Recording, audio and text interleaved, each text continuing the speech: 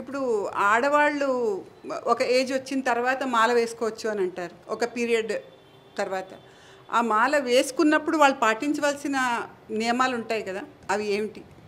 Next ఇంకోటి ఏంటంటే ఆడవాళ్ళు దీక్ష తీసుకున్నప్పుడు వాళ్ళు పాటించవలసిన నియమాలు మగవాళ్ళలాగే అంత పాటించాలా? వాళ్ళకి ఏమైనా రిస్ట్రిక్షన్ ఇంకా వేరే ఏమైనా సడలింపులు ఉన్నాయా? ఒకసారి అగ్నిలో చేయబెడదాం. మగవాళ్ళు ఆడవాళ్ళు ఇద్దరు చేయబెడతారు. ఆడవాళ్ళకి తక్కువ కాలడం, మగవాళ్ళకి పెద్దగా ఎక్కువ కాలడం ఏమైనా ఉంటుందా? అది అగ్ని. దీక్ష అంటే దీక్షనే. వీళ్ళకి ఎక్కువ, వాళ్ళకి తక్కువ లేదు. స్టాండర్డ్ అనమాట దీక్ష.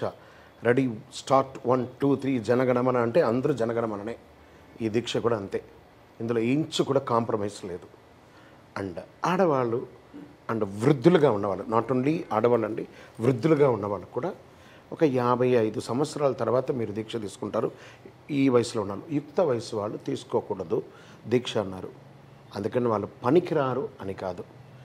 10 సంవత్సరాల లోపు అమ్మాయిలు వెళ్తున్నారు, కన్యాస్త్రీలందరూ శబరిమలకి వెళ్తున్నారు. తర్వాత ఋతుచక్రం వస్తుంది కాబట్టి మీ శరీరం మీకు సహకరించదు.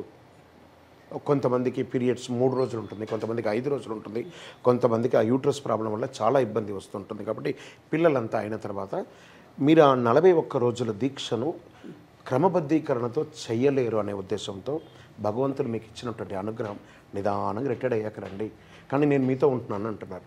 ఫస్ట్ అయ్యప్ప మిమ్మల్ని తర్వాత రండి అని చెప్పలేదు, బాగా గుర్తుపెట్టుకోండి.